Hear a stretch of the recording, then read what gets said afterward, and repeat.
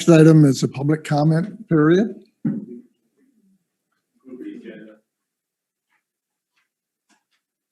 Okay. While we're waiting for comments, can I have a motion to approve the agenda? Comments or questions on it? You need a roll call?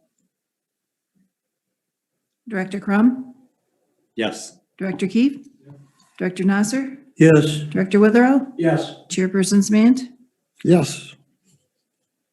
Now we're back to the public comment.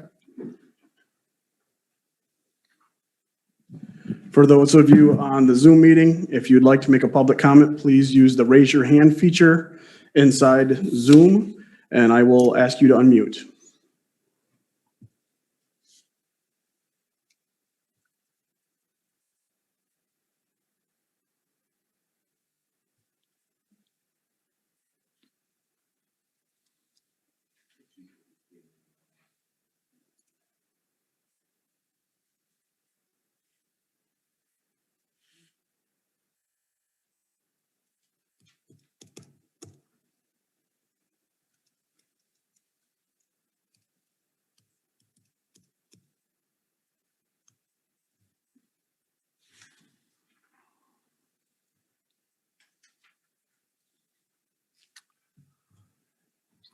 Seeing or hearing no indication of wishing to comment, we will move on to the next item, item 4.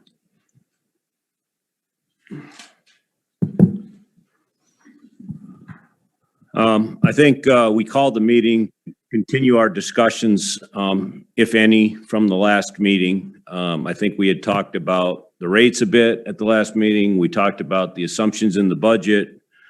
We talked about assumptions in the capital improvement plan. I think now you've had all of those items since the last regular meeting, through the last meeting and into this meeting. I know Larry and I spent a lot of time talking this week about answering his questions. So I think, we spent some time doing that. I guess with that, it's really your meeting to discuss whatever you want, answer what other questions.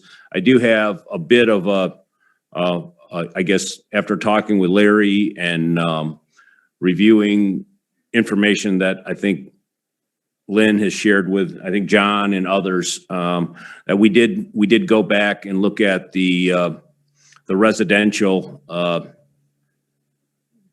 change that was occurred in the rates, and do have a bit of a compromise, I think, that might help hopefully move that discussion forward. I think what the rate analysis we're doing was inside the residential rates, both senior citizens and non-senior citizens, there is a subsidy going on, and that subsidy is essentially based on the fact that our fixed costs are too low. When people use a lot of power, there's fixed costs associated in their power rates, and they're paying a higher, quote, fixed cost than those that use smaller amounts of power. So what UFS was recommending was a shift of costs from the variable to the fixed service charge. And I think that disproportionately impacts senior citizens, all right? And that's, I think, what John was bringing up. So one of the things that I think rather than to just not do the recommended change, I think a better alternative would be is to raise the senior citizen discount $1. All right, so it was, our service charges were $10, and the senior citizen discount was $3.50. The adjustment was suggested to raise the service charge up to $15 and then have a $4 senior citizen discount. I think if you go to a $5 senior citizen discount, the impacts are substantially decreased because the discount is raised in proportion to the addition to the service charge. So their impacts are mitigated, and what that actually results in is actually an overall decrease in the amount that senior citizens pay in total. So whereas the rest of the residential customers basically see no decrease. But I think it seems to be a reasonable adjustment to address the situation. And then what's actually happening is all senior citizens, whether they use a lot of power or a little amount of power, they all get the same discount, which is $1.50 more than what they were otherwise getting per month. So I think it is a reasonable compromise. It has very little impact on the overall adjustment. And I think it would be a reasonable alternative to not completely throw out the recommendations of UFS to correct that inter-rate subsidy that's occurring without and still not impact the senior citizen population substantially. And I think it should be pointed out as well that there are a lot of senior citizens that do use significant amounts of power. I mean, it's not that they aren't exempt. In fact, I think what you'll find is that as you look at residential usages, I think you'll find that there is no correlation between low income and low use. In fact, it's somewhat a reverse. When people are don't have a lot of income, they don't buy energy efficient refrigerators. They don't buy they don't buy energy efficient light bulbs. They don't have their homes insulated as high as they will, and they surely don't head south for the winter. So I think those people are in that rate category. In fact, you would be surprised at how high some of the senior citizen usages are. And this is a substantial reduction for some of those people to get a lower energy rate. So that is staff's recommendation to address the issue that you brought up. Again, that's what we're here to discuss. So I would lay that on the table for discussion if and I did talk that with Larry as well when he was here earlier. So what's the change, Dave? Give it to us. What is it? Going from what to what? The accepting the UFS proposal as it's presented, but increasing the discount from $3.50, or excuse me, from $4 to $5. Okay, but that would take then the net 2022 facilities charge would be $10 instead of 15? No, that would stay the same. That would stay what they're recommending. But with the discount, it would With be the 10. discounts, it would go $10. 10. Yes. That's the change. That would be the recommended from staff as to address this situation. So you'd still have a varying impact of the rate increase, but it substantially mitigates the impacts on we're really talking about $1 or less for the vast majority of the senior citizens. Anybody else? I'll get back to you, John. Go ahead. Yeah, I have. As Dave indicated, sorry.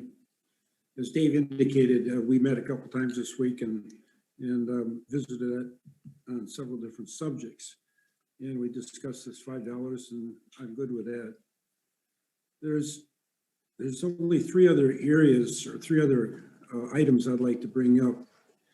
And I'm bringing them up for Dave to consider, not to have a vote or get into any kind of controversial discussion here. The three items is the GS primary, GS large primary, and secondary. And we've all commissioned a survey. That has been decided by the board. And so they do the survey, they do the study, they come with a recommendation, and we get an opportunity to look at it, evaluate it, ask questions about it, as may be required by each individual on this board. My concern is the monthly charge on those three categories. if you look at the discrepancy between what they're recommending and what in fact exists, it's very significant, very significant. And so I'm not going to belabor the point. I think everybody ought to take a look at it. You got a week to look at it. Can come up with an idea or a conclusion for yourself. But I would like Dave and staff to look at GS primary and add $25 to the 75 recommended, which would make it 100. That'd be on the GS primary.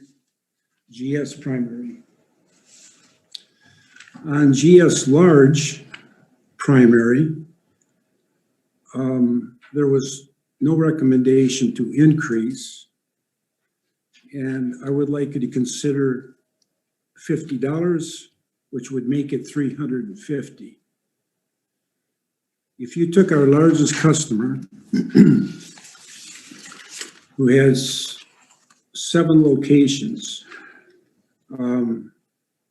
you're looking at, we all know what that discount is going to be. It's going to be very significant. And this charge is about $35.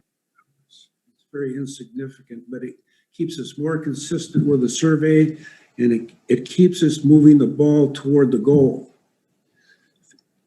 At any point in time, the board can decide to stop the progress to the goal. But we should be making progress to the survey, to the data given to us, if we are all going to agree to have it done, and that we are going to try to implement the recommendations that are made. The final item is GS large secondary, and we have a $50 increase that recommended. I would encourage another $50. Is it 100? No, it's 100. It made to 150. I'm sorry. Let me see if I get that right.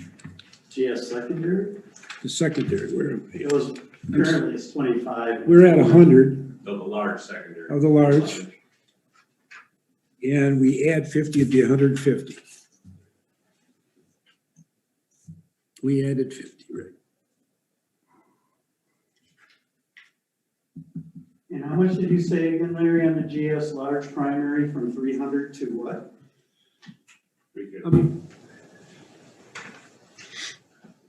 Can I add, Larry, can I just add a little bit to maybe put a little bit of context in this discussion? Larry's exactly right. I mean, I think what the end result of the study, and if you look at the one page in the study that has all of the fixed charges and then the recommended adjustments, UFS did recommend that we take another step towards increasing our fixed costs and lowering our variable costs. All right. And I think and this is a rate setting prerogative that the board has in this regard. I don't have anything wrong with Larry's recommendation. It's fine with me if that's what the board wants to do. But I think the reason why the recommendation wasn't made is because they had made substantial additional changes into those rate classes, and making these changes are somewhat counter to in particularly the general service large primary. We're actually reducing their overall charge, which again, this gets into that discussion that same discussion that we had on the residential side is, you're trying to make this general charge, but then you're changing, costs internal, shifting from variable to fixed. But what Larry is suggesting is 100% consistent with what our rate consultants have suggested, that we need to move more of the charges into that fixed category. And in the large primary category in particular, we substantially changed their demand charges and lowered their energy charges. So that net impact was a reduction in rate. And quite frankly, this change in the fixed cost as well isn't really going to change, as Larry pointed out, change their overall reductions that much. So again, The other thing to sort of remember, and I'm sure did everybody get their little mailer from the Michigan Gas? No? It'd be interesting for everybody to know that they want to raise their rates on residential 17%. And if you look at our general service large primary, they're raising them 18%, and their monthly charge is $425 a month. So I don't feel that we are that far wrong in doing what we're doing. But what I'm asking you to consider, I'm trying to keep everything in the ballpark. Sure. That's all I have. I'm done. Yeah, and- Okay, John. I've done quite a bit of studying of the cost of service evaluation. I have a handout I'd like to pass out. And address.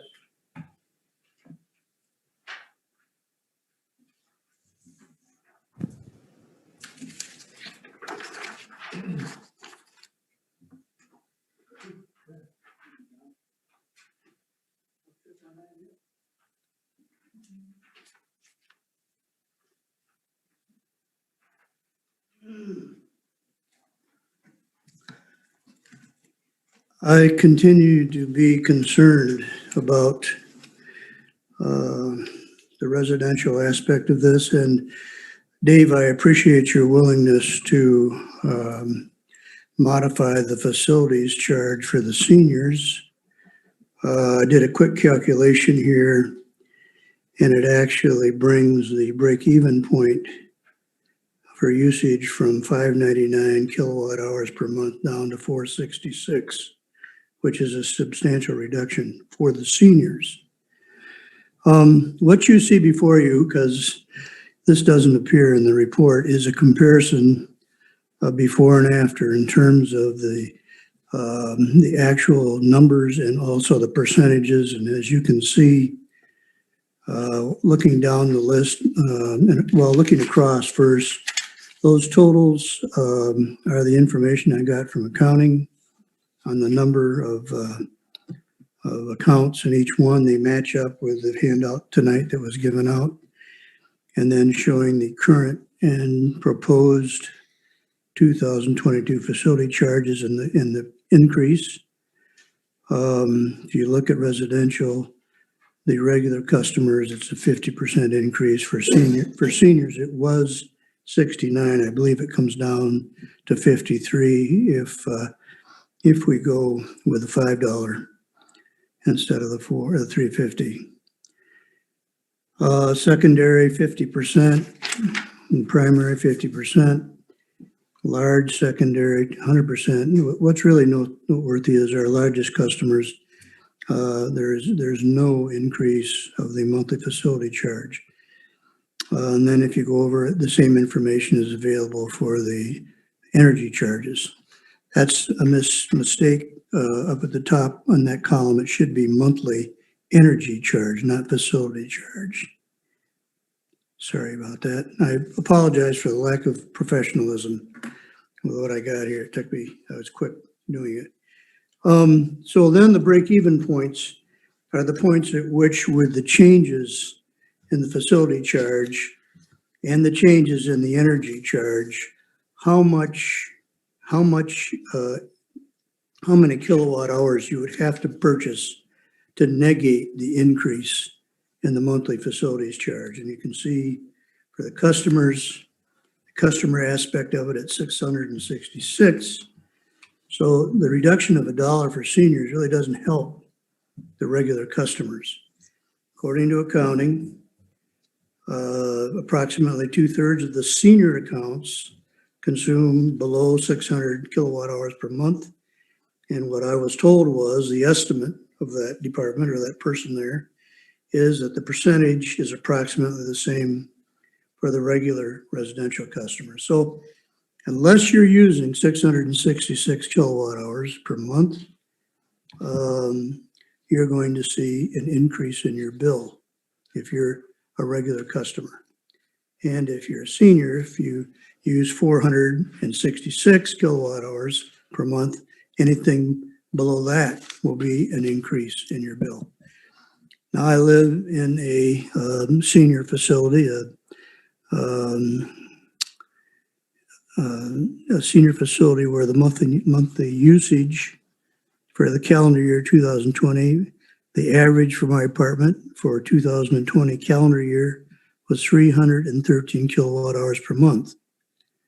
And I am guessing that that's probably true of most, if not all, of the apartments that are there, all 89 of us. So because of the change that Dave just made, I'm not sure. I'd have to go through the calculation to see how that affects the seniors. But for the information below that paragraph on page 2 indicates using the information we get every month from Dave. If we go back and look at it, what is a year-to-date kilowatt hours provided for the customers, and what does that equate to in terms of kilowatt hours per month divided by the number of customers? And you can see that for the customer group, not the seniors, but for the customer group, those numbers are well below 666. That's the average. And I'm sure Dave is right. I'm sure that there are some customers that use a whale of a lot of energy, but there are also a lot of customers that don't. And so the average being below 666, there are going to be a lot of people that see an increase in their bill if we go ahead with the recommendation as they stand now. What's important too, I think, is that when you look at your bill, the first item on it is what that facilities charge is. It's a top item. And because it's so obvious, what I think will probably happen is people will immediately notice that that has gone up, even if they're above 666 and their total bill, is lower than it would have been with the old rates. The third page here is talking about the facility charge contribution by category. And if you would look at these, you can see the customers overall down below there. The customers and seniors together are providing 2/3 of the revenue that's being gained from the facilities charge. And if I look at the large primary down there, they're providing 5%. That doesn't make any sense to me. So just a minute. I know you're going to talk, but what I'm saying is, in fairness to the customers, it seems to me that we ought to be able to at least stay with the rates that we have this year and not impose these new rates on them. Go ahead, Dave.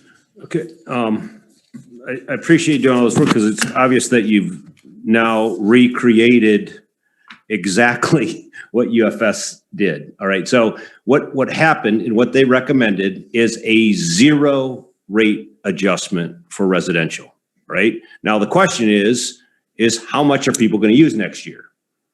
All right. Because if you look at the last 10 months is what John just did, the residential usage was up almost 15%. All right.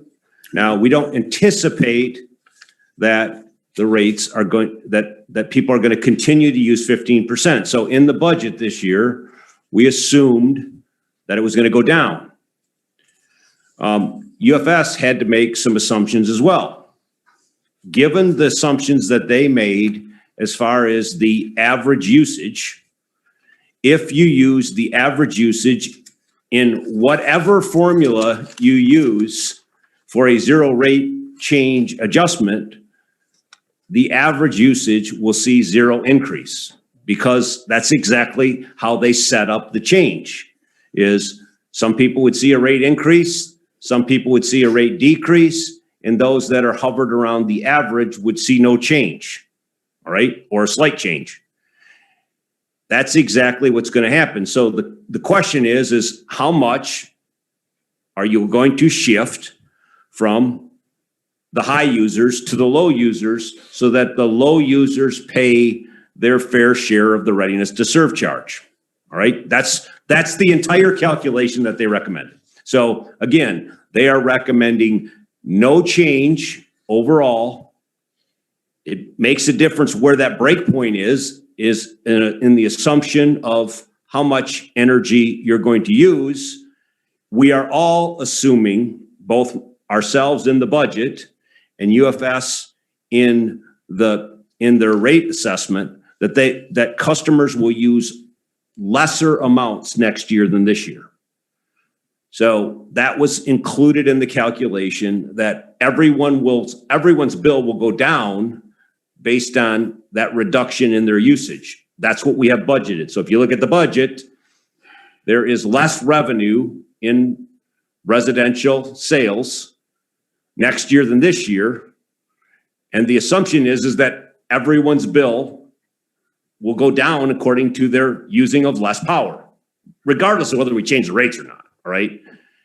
In addition to that reduction, there is a shifting of costs from the variable cost to the fixed cost. And that's what we're recommending changing. Now, wherever you set the average in that calculation, the average will see zero change. Those that use less than the average will see more. And those that see above the average will see, and for the most part, that distribution curve is the median, the one that is right in the middle, is pretty close to the mean, the average. Now, there may be in senior citizens a slight deviation from the median, the number that have above the average and below, the ones that are slightly higher than the average or slightly less than the average. The median might be somewhat different than the mean. That's why the correction of the one additional dollar pushes that average down even further, so that there are less people that see an increase than a decrease, or excuse me, a decrease than an increase. So I think the change that we made will make the change so that less senior citizens will see an increase than a decrease, or excuse me, the other way. Yeah, that's right. Less will see an increase than a decrease. So if you want to look at the numbers and you want to do all the analysis, we've done that as well, John. We actually looked at every single rate customer, did the distribution, stacked them top to bottom. There's 1,285 customers. We've done all of the analysis. We've done all the calculations. And quite frankly, with the adjustment, you're actually seeing a 0.5% reduction in the senior citizen total costs. Let me respond. Let me make sure that you understand, board, that you understand that I'm equally concerned about the customers just as much as I am the seniors. I don't think this is just an issue regarding the seniors. It's an issue regarding all of those accounts that are called residential accounts. And we're not going to be able to say to the public, that we kept, there'll be no increase in your rate. There'll be no, your bill will not be any higher, it'll be lower. Because if they use the same amount of power and it's below, for the regular customers, below 666 kilowatt hours, there will be an increase in their bill. And you can't get around that. We have never said that, John, by the way. We have never said that no one is going to see a decrease or an increase. Okay. But the implication of what's been put out is, that we're implementing, that we're not, that what we're doing with the rates is not going to cause an increase. Okay. Well, And that's true on the average. But it's Okay. not true because you got, like you pointed out, Dave, you got part of them above it and a bunch of them below it. And the ones Okay. below it are gonna see an increase. All right, well, if you can I just finish my assessment of your analysis, and then we can talk a bit more about it, all right? The biggest problem, the biggest that you haven't even mentioned yet, the biggest problem and the reason why we really need to make the adjustment has nothing to do with people slightly above or slightly below the average. It has to do with seasonal customers. And this is a problem that we have both in the senior citizens and in the regular residential, is seasonal customers by far have the biggest subsidy of anybody in the rate classes that we have. Because what they do is they come in either the summertime and they only use power in the summertime, or those could be snowbirds that go home and that go south in the wintertime, or they could be people that own a seasonable property that they only come in here in the summertime. And they use their power primarily in the summertime, and then they do not pay for their readiness to serve because they aren't there the rest of the year. The only way that that inner usage subsidy will be corrected, because what's happening now is actually people that might not have a very high income are actually subsidizing the people that have seasonal homes and are vacating the premise for a significant portion of the year and not paying anything. That is the major problem. It isn't that some people are slightly below the average or slightly below there are people that go months without paying anything. Now, so that's what, and the $6.50 is not adequate to cover continued service to that property. That's why the recommended, and your change does absolutely nothing to correct that, John. It doesn't do anything to get from those customers that are low use customers the cost to service that premises. So they are being subsidized by those that use power. And the only way you can correct that is by raising the readiness to serve charge. Now, everything that you've done does nothing to correct that problem. And that is the sole problem that UFS was trying to fix. Dave? So that's the first thing. The second question is on your assessment of the large customers.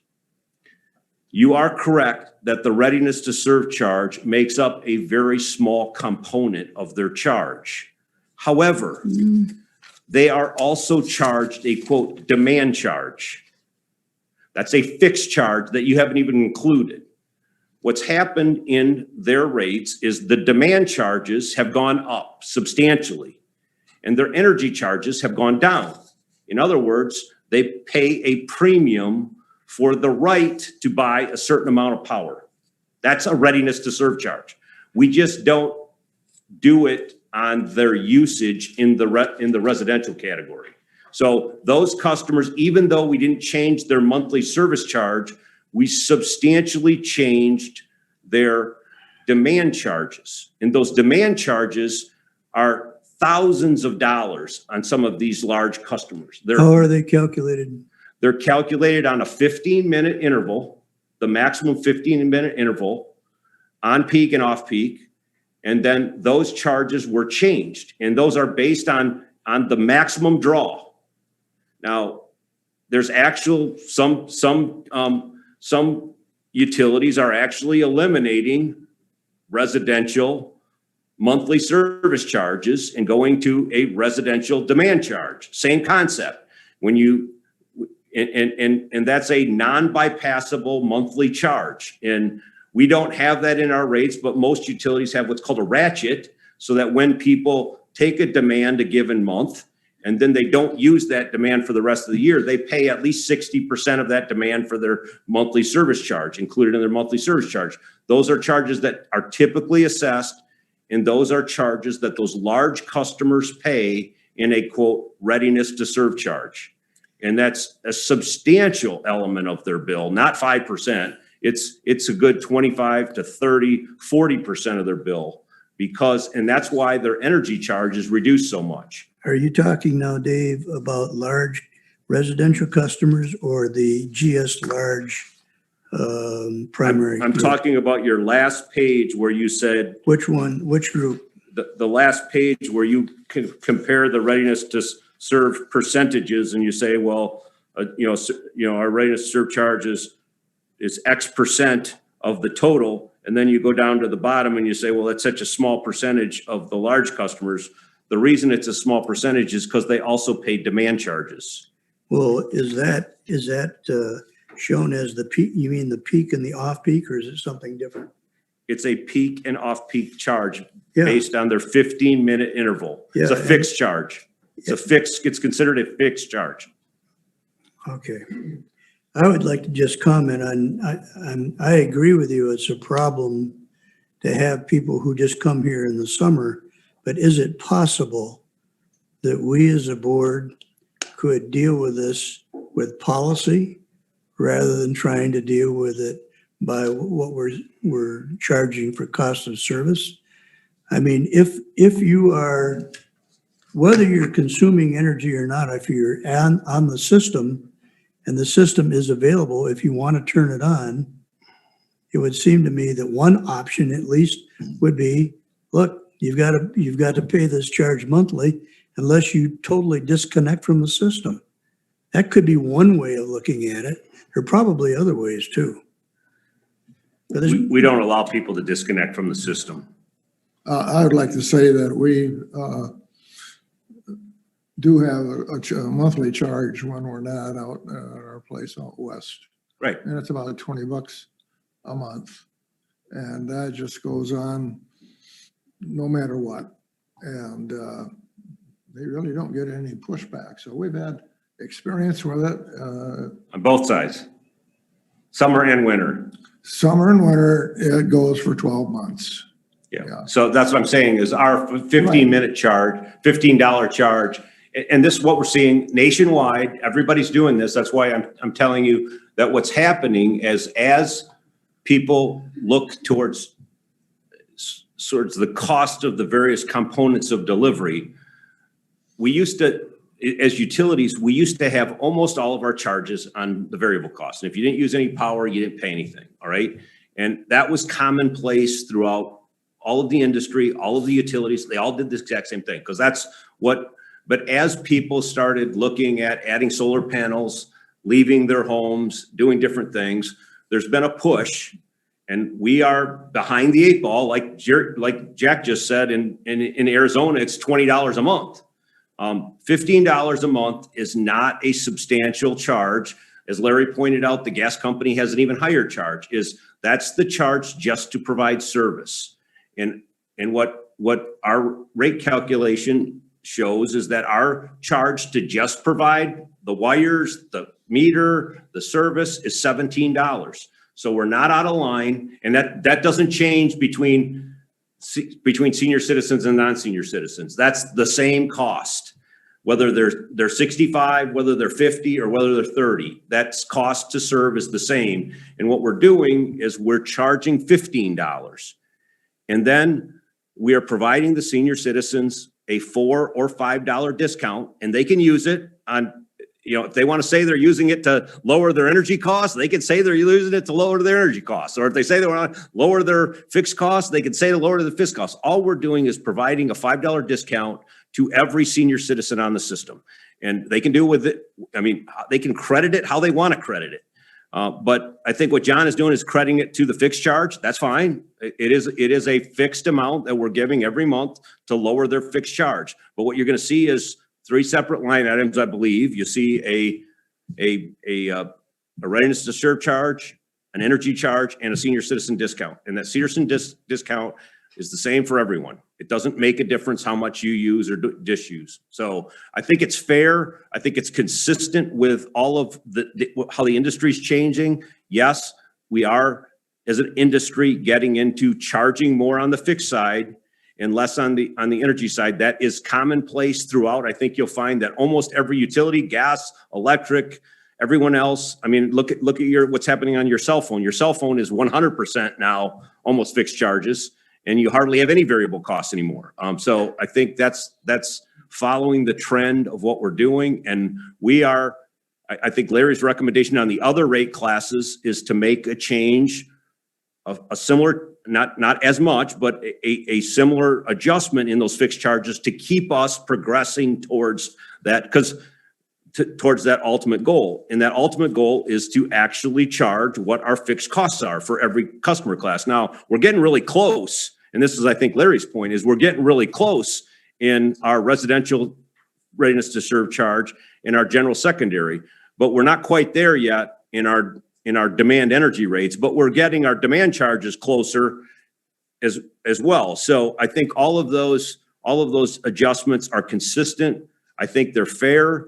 And I think however the board decides to do this, we should progress towards that goal that we're doing. And I think to stand still for a year, particularly when we're not adjusting the rates that often. And I think this was Larry's point, is we didn't adjust the rates in the last 5 years. We're probably not going to adjust the rates that much in the next 5 years. So if you go in this rate adjustment and don't do any of these changes, then you're not progressing towards your established goal that, quite frankly, your independent assessment is telling you should be doing.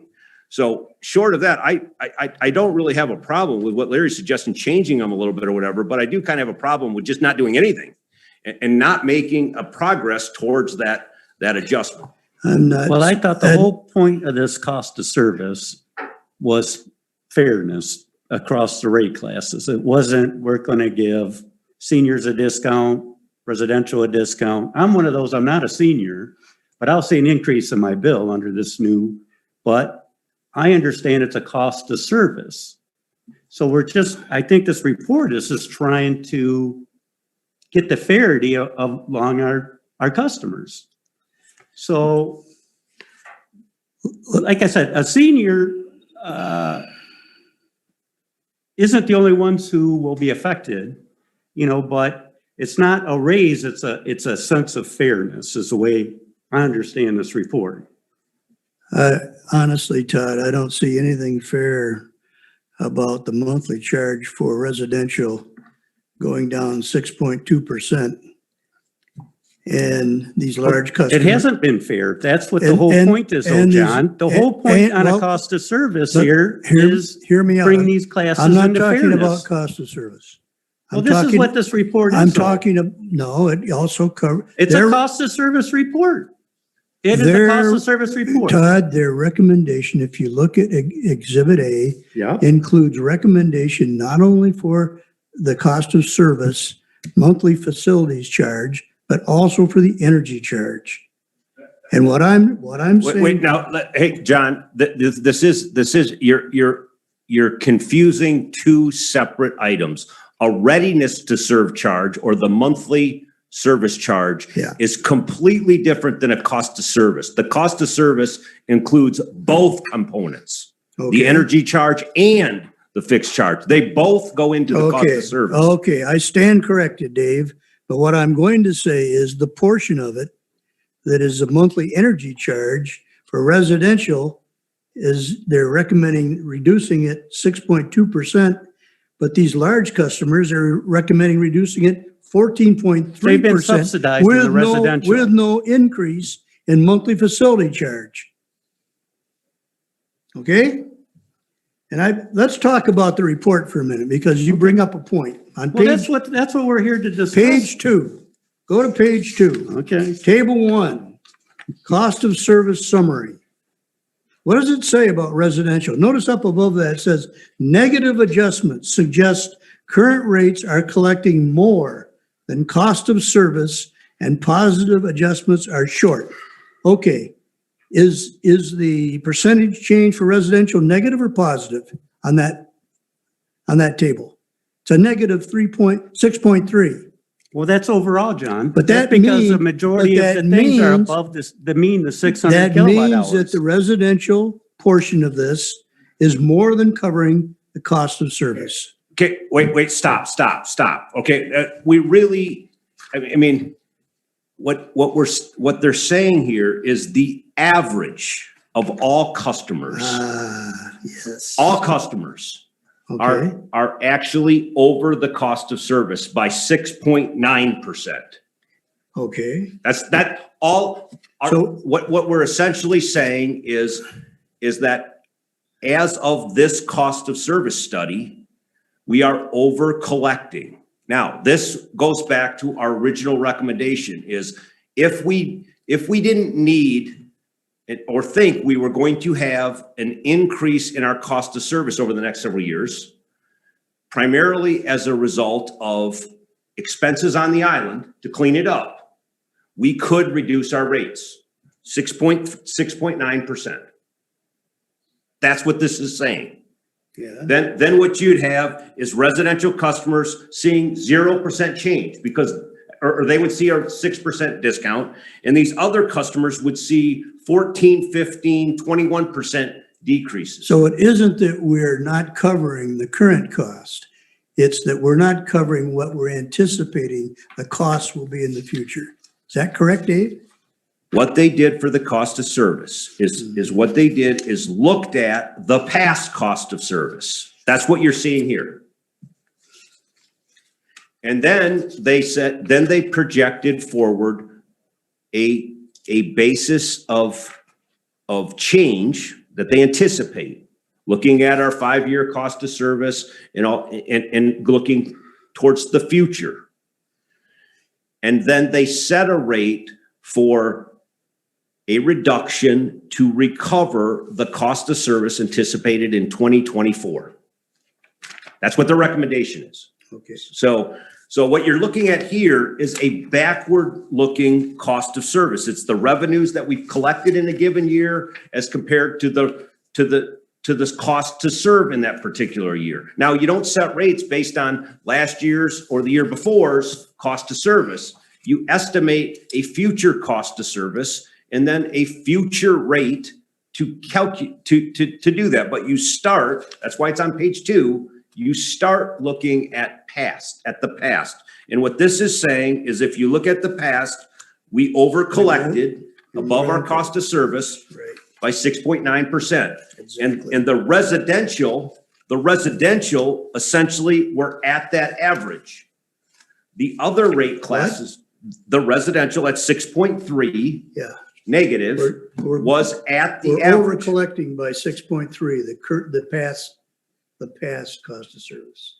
Right, and we Yes. under collected on the general secondary. That's why compared to the average, you need to compare it to the average. You can't compare it to some nebulous John Nassar standard. You're comparing it to the average. What is my standard, Dave?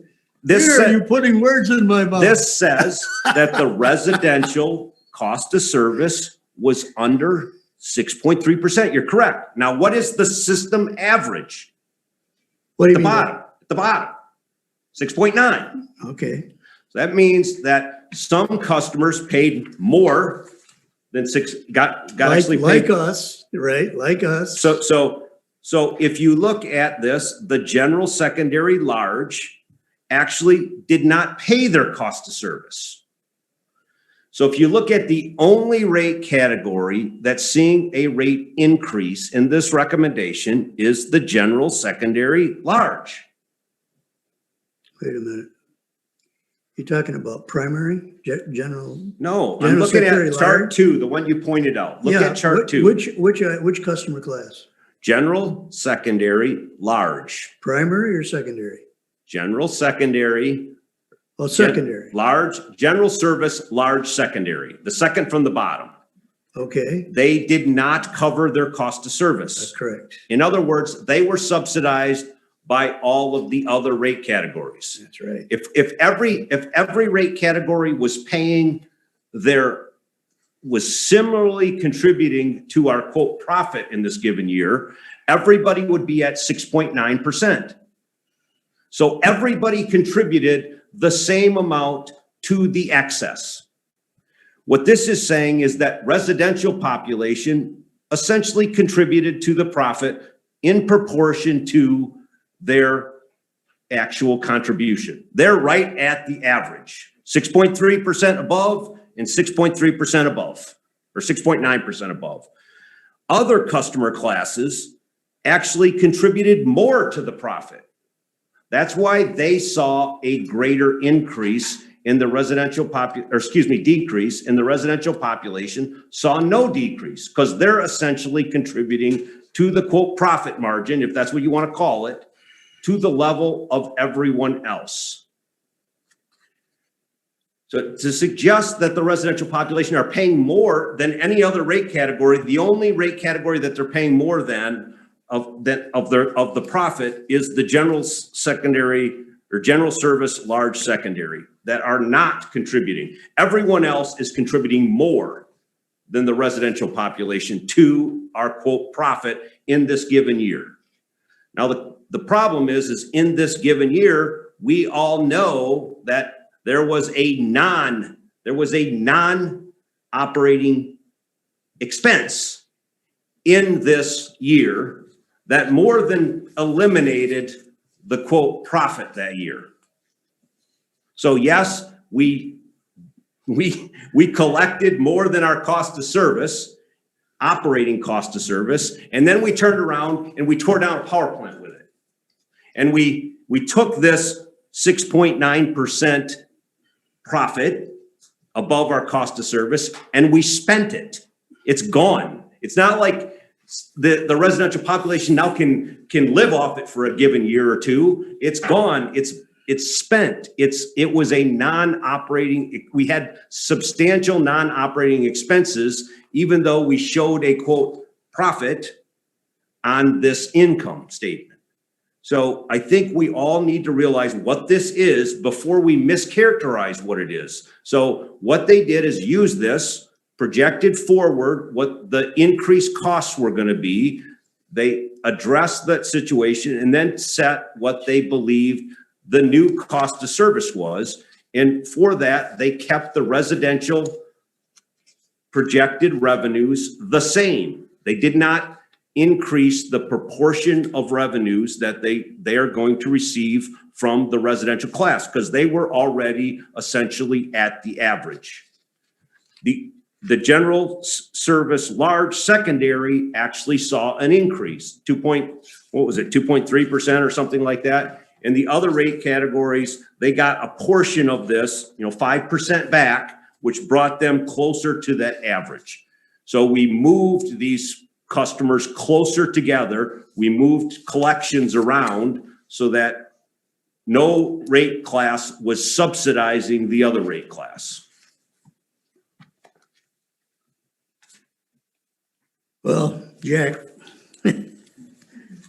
I really would encourage the board to consider leaving residential alone for this year at least. We're not going to be able to tell them that there's not going to be any increase in your rates. Some of them that'll be true for, but there'll be a bunch of them that it isn't true for. That's where I'm at. Okay, we have the two items that we've discussed on rate. One is Larry's and the other is John's. So let's address Larry's. You want to make a motion, Larry? No, we can't make a motion. Oh, I that's guess, right. I guess We can't at this make a point in motion. time, what we're doing is I guess, we're going to bring before you a budget and a rate recommendation next week. What I'm hearing, I think, on the residential, and Jerry, you haven't said a lot, so I guess, and I would ask for the somewhat of direction is first on the residential, what does the board desire me to put before you next week? Because we're prepared to actually adjust the rate sheets and have you approve the rate sheets, because we actually have to approve rate sheets and then publish those by May 30th. So depending on what you want to do with these different rate categories, I would prefer that I put before you rate sheets that you can approve next week. And maybe we aren't going to receive a general consensus here. I don't know. But the staff's recommendation at this point in time is to adjust the residential rates consistent with the UFS study. Talking about the senior rate, right? No, all of the residential rates, change the residential rates consistent with the UFS recommendations, except raise the senior citizen discount from $4 to $5. That's what we are prepared to put in, unless you guys direct us to do something different. And there's 1,200 senior. There's 1,285 customers. So I could do this math in my head. That's $1,285 a month. Okay, so, So like right now, if John and myself, we were to use the same kind of kilowatt hours on our next bill, his bill would be $35. Let's just say, throwing out a number. If we're using the same kilowatt hours, 35, mine would be $5 more. That, because he gets a No. discount because he's. no, that's not If at all. we use the same exact kilowatt hour, Maybe I don't want to So he- repeat your question again. well, it probably wasn't clear, Dave, sorry. Okay, so here's what will happen. Really wasn't, it was saying that seniors are gonna get a discount instead of getting the $4 that's proposed, they're going to be getting $5. Right, so the difference between what was proposed by UFS and what we are proposing is every single senior citizen is gonna get $1 more off their bill, all right? That's $1,280. $1,285 a month. Every single one of them is gonna get another dollar instead of getting, so their readiness to serve charge will go up to $15, just like everyone else's, all right? But they're getting a discount. But they will get a $5 discount so that it will be $10. They'll be paying $10 instead of $6.50. Right, so they're, That's a cost of service. and then what they'll all see, all customers will see a reduction in their energy charge, all right? Their energy charge is gonna go, every single senior citizen, non-senior Yes, I citizen, get that, Dave. every single residential customer will see their energy charge go from 12.19 cents to 11.44 cents. Yep. So however, that will be applied to your, so everyone will also see a decrease in their energy charge, Yep. all right? Everybody will see that reduction. And for some people, the energy reduction will be greater than the increase in their, in their increase in service fees and discount. And some people it will be less. And for the majority, just so you know, is, and this is what I really wanted to put out there, 45% of our senior citizens are between 300 and 600. No. All right, 45%. So you have 23% that are less than that. Those typically, to get less than 300, you really have to be gone. All right, so there's a significant element of our senior citizens that are gone, all right? And they are going to see an increase because when they get their bill for the winter, when they're gone, or for the summer, when they're gone, it's gonna go up from $6.50 to $10, all right? That's about 23% of those 1,200. The majority, close to the 50%, 45% are gonna see between a $1.25 increase and a $1 decrease. Okay. All right, that's really what we're talking about here. What we've been talking about for a really long time is 45% of the senior citizens are either gonna see a $1.25 increase if they're at 300, or a $1 decrease if they're at 600, all right? And then there are 32%, almost a third, above 600, that will all see a decrease. And they should, because They will all see a they're decrease. using the energy, the service that we're providing, they're using it. Correct. And so the person like myself who doesn't use that much energy should pay a little more because I have to have the energy available for me to use, if I so choose to turn my air conditioning off. So that's, our recommendation is to make that change. If I don't hear a majority of people saying change it, then that's our recommendation, and that's what we're gonna put before you for a vote next month. Now, if, I felt comfortable with it the way it was before this work session. and now you're even more comfortable with the dollar, additional dollar? Well, it's a bigger discount for our seniors, Okay. so that's a win. Someday, hopefully I'll be there. This isn't a vote, Larry, but are you comfortable with going that route? I know yeah, the additional dollar. Okay, so that goes us to the other charges that Larry addressed. We didn't really talk about these at the last meeting, but I'm comfortable raising them, keeping them the same. This really isn't gonna make a substantial difference in any of these categories, but it does push us more towards increasing those fixed charges, more in line with what we did for the residential and the general secondary. So if we wanna, I think what Larry pointed out too is still under the recommendations that were made, correct? On their flat fees, service fees. yeah, under their calculated cost to serve. Yep. It has to be above the recommendations, but it's still below their cost to serve. Okay. And the Yep. general service large primary, the recommendation is $536. 536, yeah. And we're saying 3, and you're recommending 350. And there's what, 40 in that rate class? There's 52. 52. Yeah,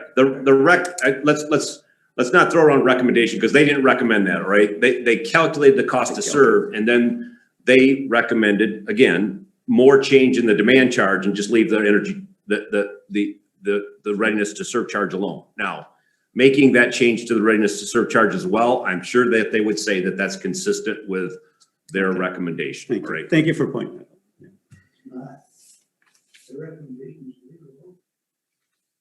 Their recommendation is to increase fixed charges, John, and decrease energy charges. The recommendation they made was to leave it at 300. And adjust the demand charges. You can't leave that out, all right? What I'm saying is. I'm just saying, look, Dave, if you look on page 3 of what I handed out, you can see the revenue that's generated by what you're calling, or what I'm calling the facilities charge, which is the ability to be able to get on the system if you want to. Look at the difference. And that's what I'm telling you. They Look at the also difference. have a demand charge. They have to pay their demand charge to get access Well, to the energy charge. Well, how come the study didn't include that? It did. Where? Look at the rate recommendations on the appendix. Let's look at Yeah. Appendix A, Appendix A. GS large primary rate design. You are right. They recommended that the customer charge stays at 300. Say that again, yeah. Page 5 of Appendix A, Roman numeral 5, I'm trying to get to it. second to the last page. Yeah, okay. Okay, if we can pull it up there, that would be great. Okay, so if you look at this, this is their rate recommendation. So the current is $300. They recommended it stay at 300. Now Larry is suggesting that we should progress towards their actual cost of service, which is like 584, which is right? Now, what they did is they then lowered the energy charges. That's right. They lowered them from 14%. Right, I get that. But then they also increased the demand charges Where, from 1350 to 1775, okay, 1575, and the cost per kW max peak from $2.60 to $3. Now, believe me, John, that demand charge on all of our largest customers went up substantially more than $50. well, where, at what point does it kick in? Everyone pays that charge based on their maximum 15-minute draw. Everyone. What do they have to be over, Dave, to have it charged to them?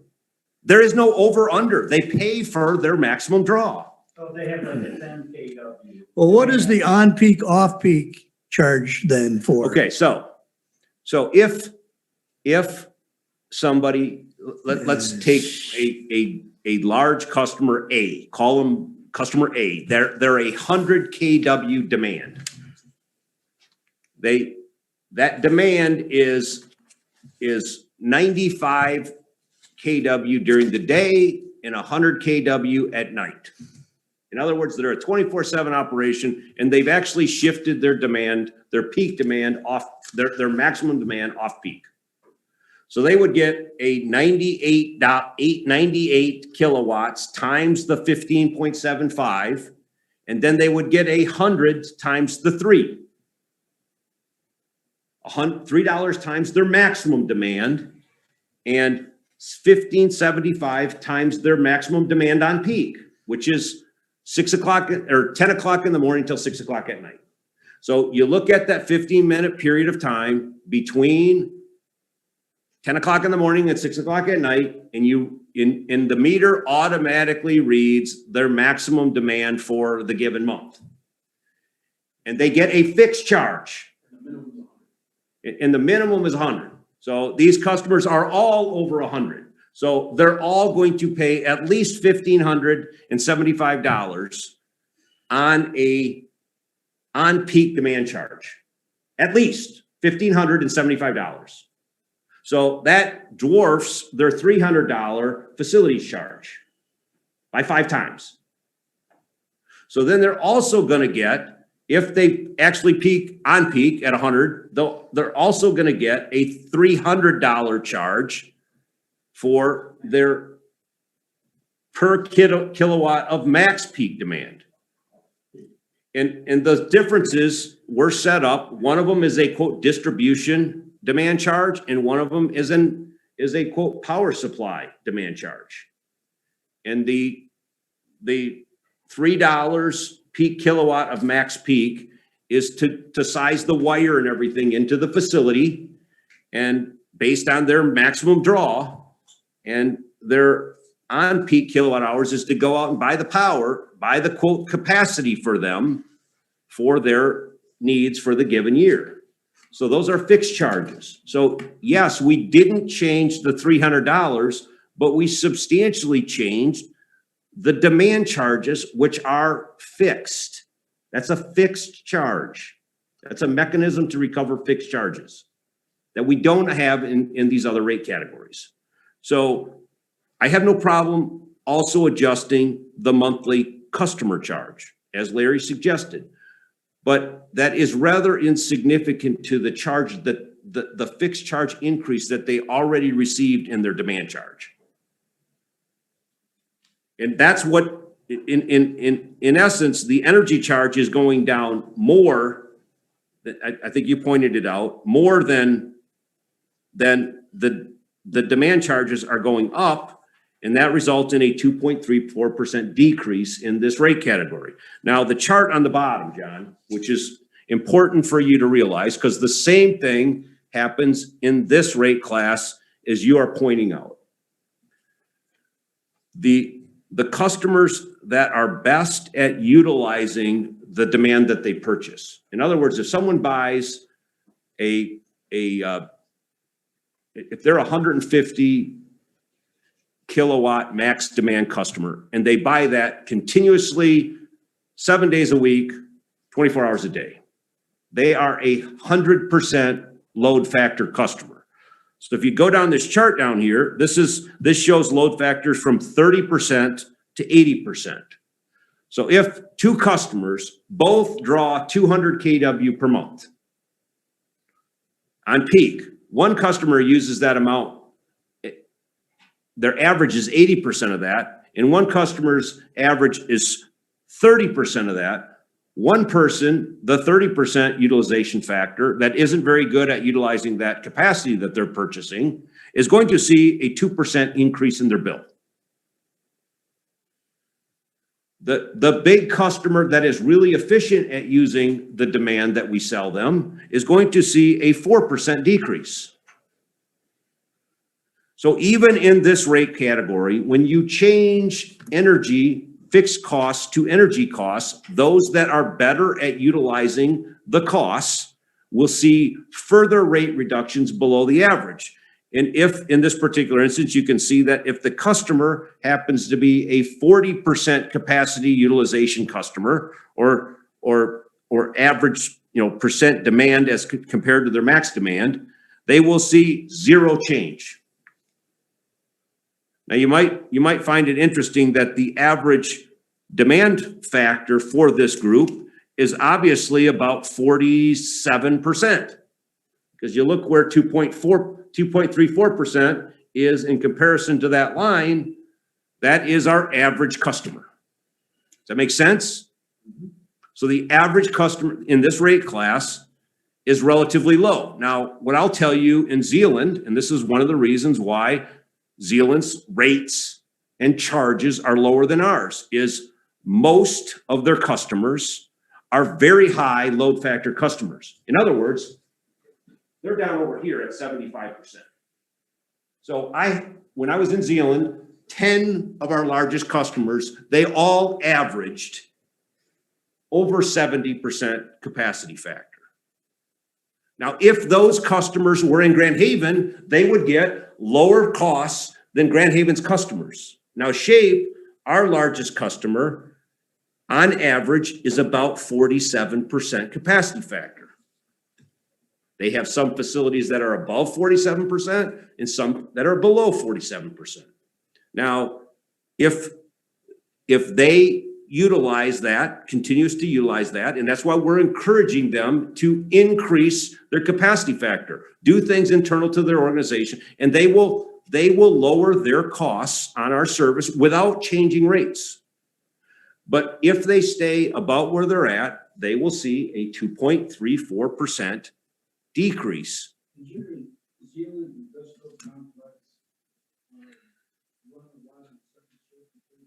That's the only way you can get those kind of capacity factors is if you think about it, of course, 24/7. I mean, Meade Johnson, I don't think they're called Meade Johnson anymore, but we had, 85% load factor customers that would crank their energy on and just run it.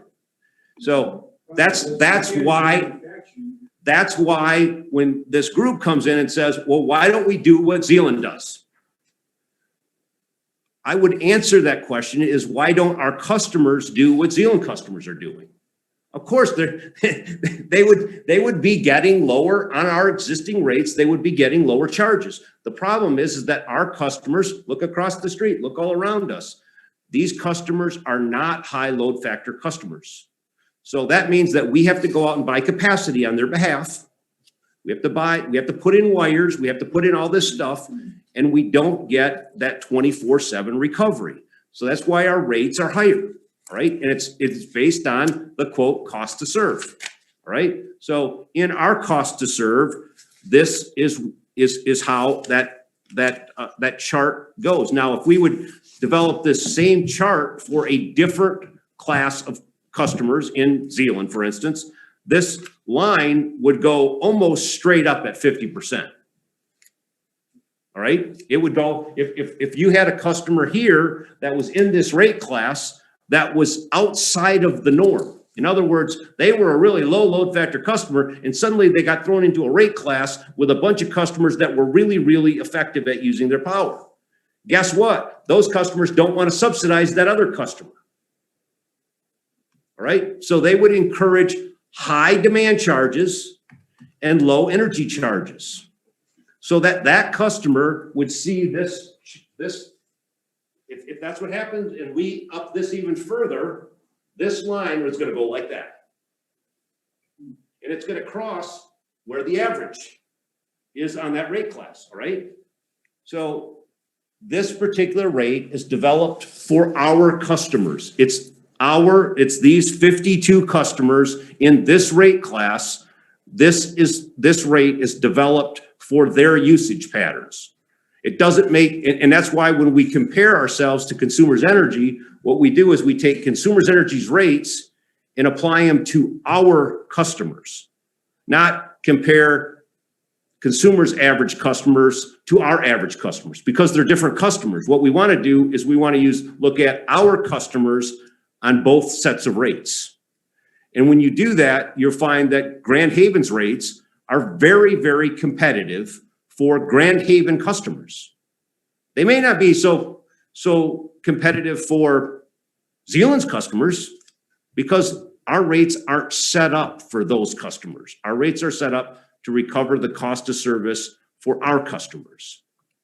So that's how this, and what we're doing here, again, is in this rate category, we are shifting the slope of this line.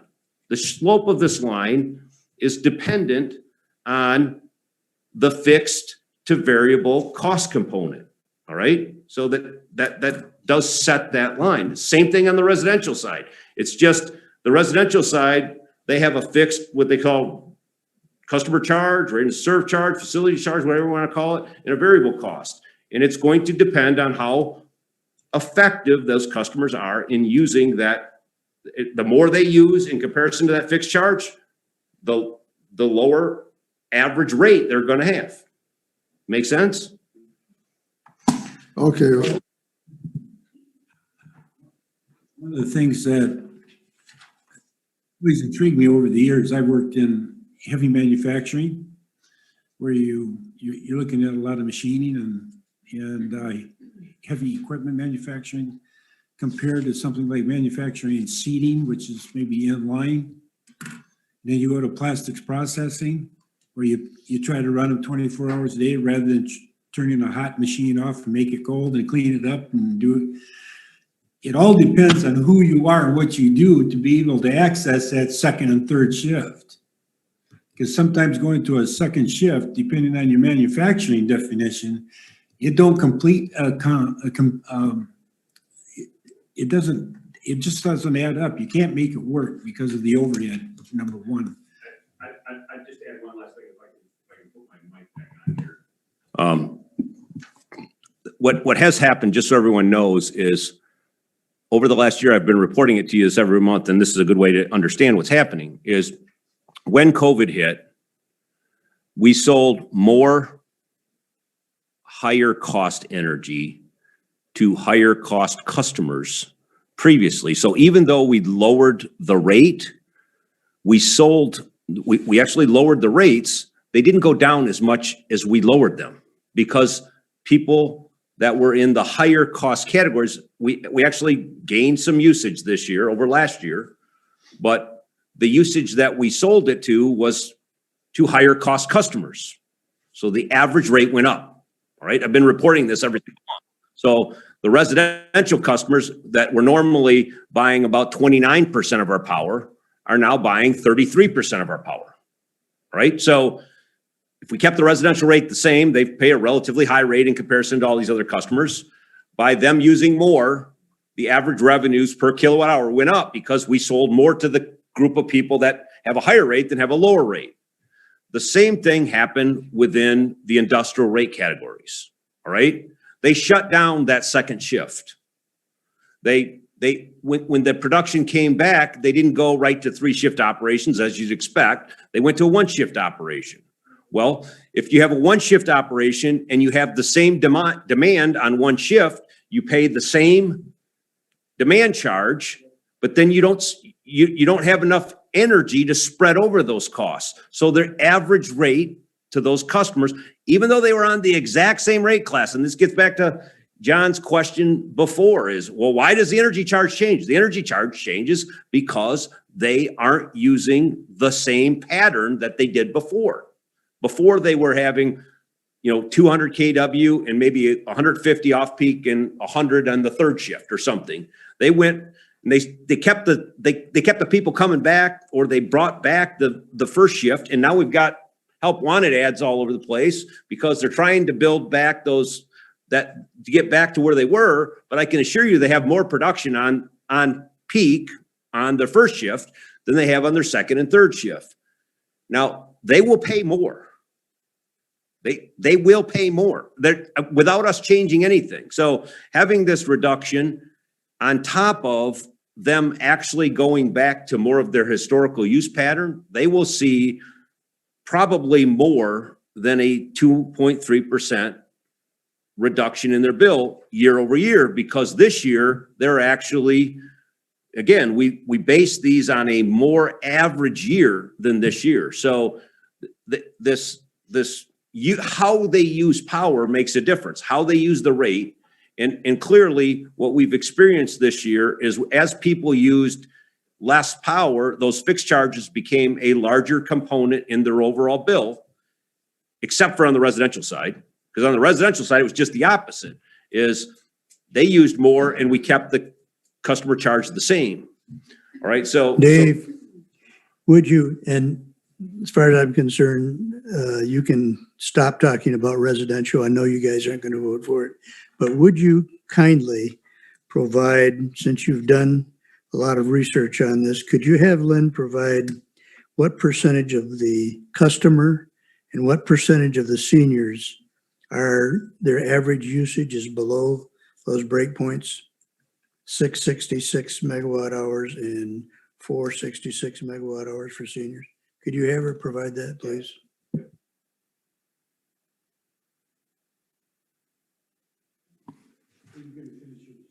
So I think I guess just the general direction, I got the general direction on residential. You probably aren't gonna have. Excuse me, on the residential, I think I got my direction. On these commercial industrials, is the direction to kind of go with Larry's recommendation? Is that what you'd like me to do? Yeah, Okay, I will prepare the rate sheets accordingly.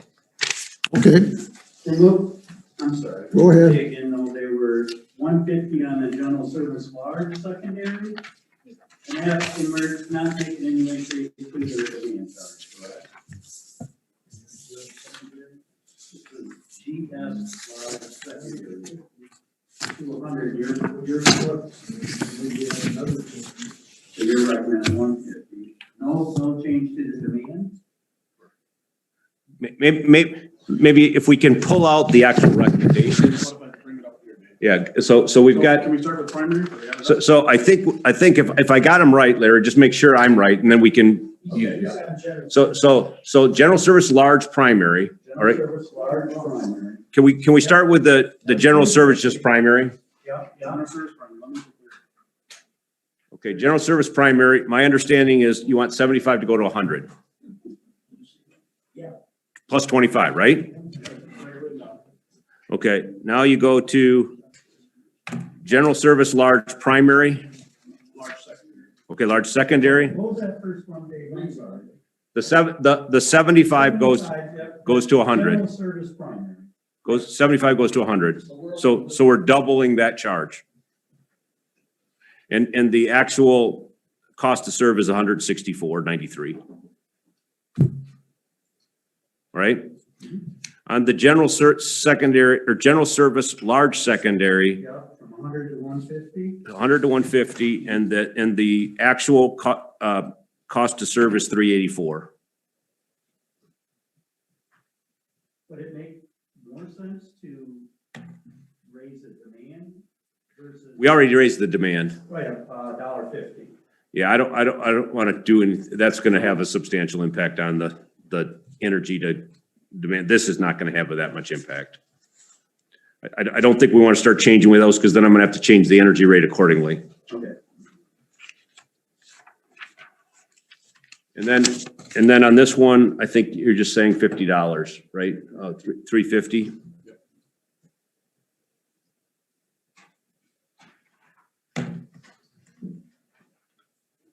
Well, I do know, John, the last time we had the work session, I think John did say that he wasn't happy when they were voting for it As long as it was written. You were hoping to see a difference there on the senior. Is that correct, John? You said you wouldn't vote for it the way it was.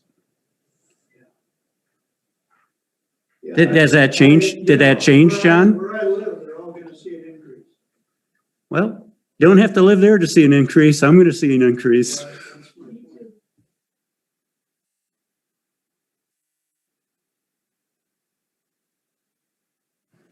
I'm just going to ask this question and you can tell me whatever you want to do. Now we can do one of two things is we can just make these three adjustments to the service charges, or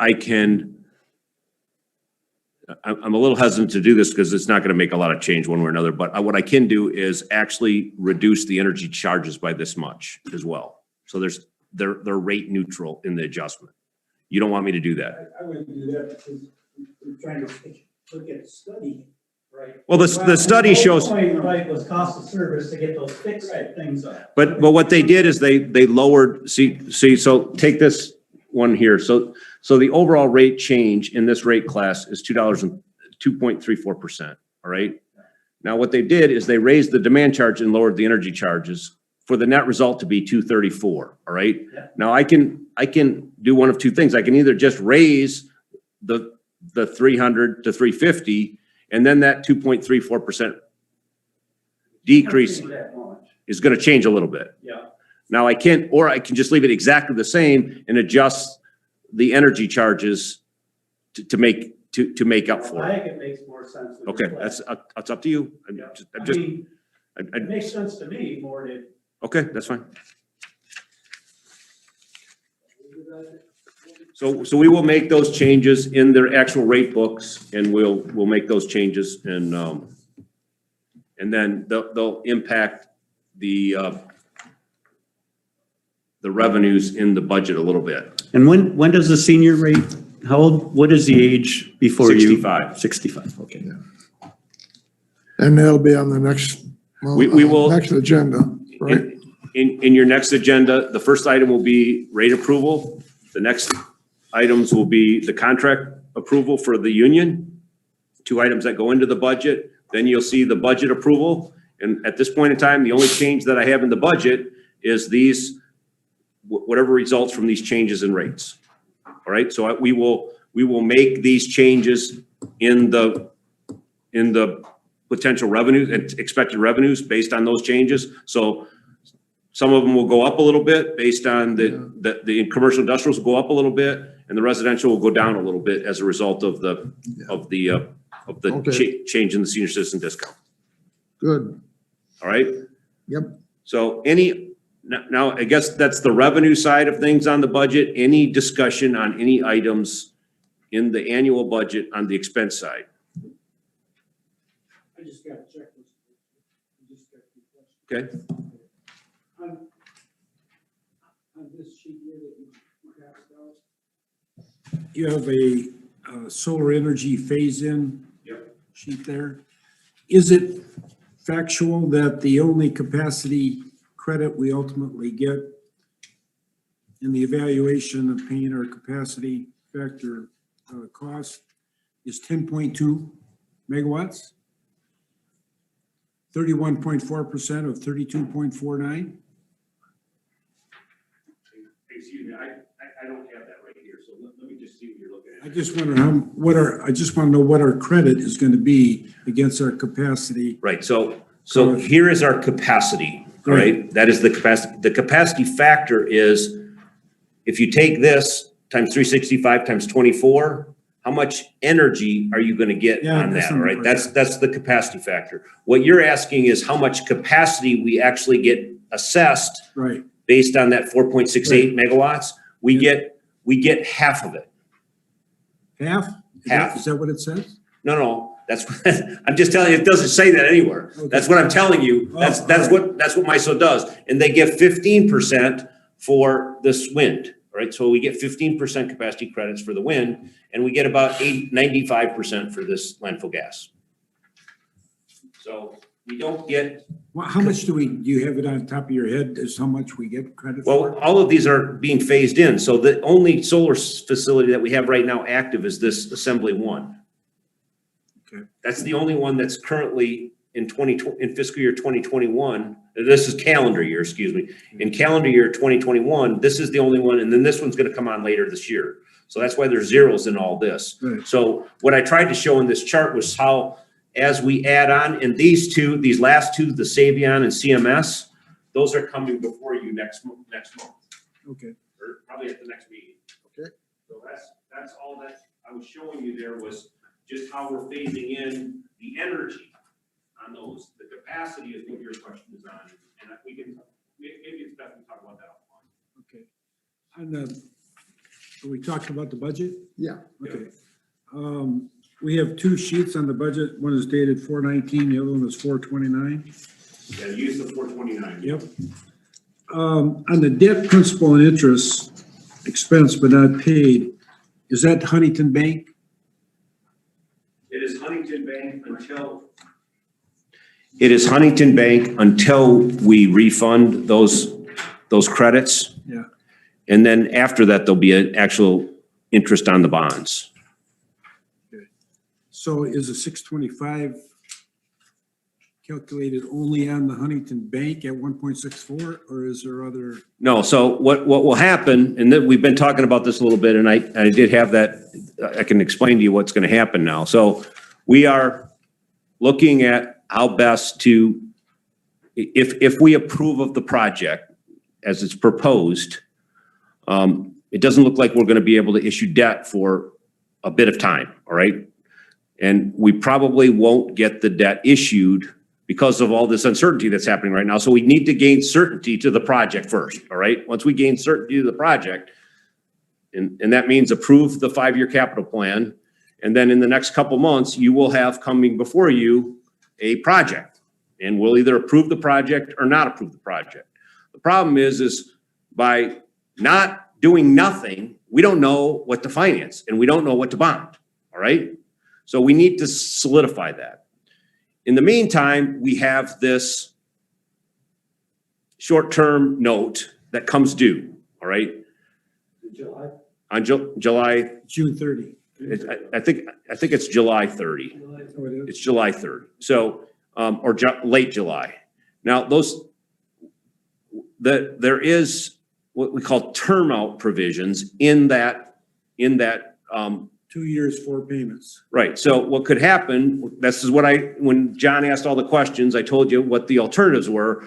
We are going to probably take advantage of those term out provisions, all right? Because we are not going to be able to bond by July 30th like we had anticipated, all right? The sooner So when we, they figure that your interest rate, it will be based on LIBOR on that day?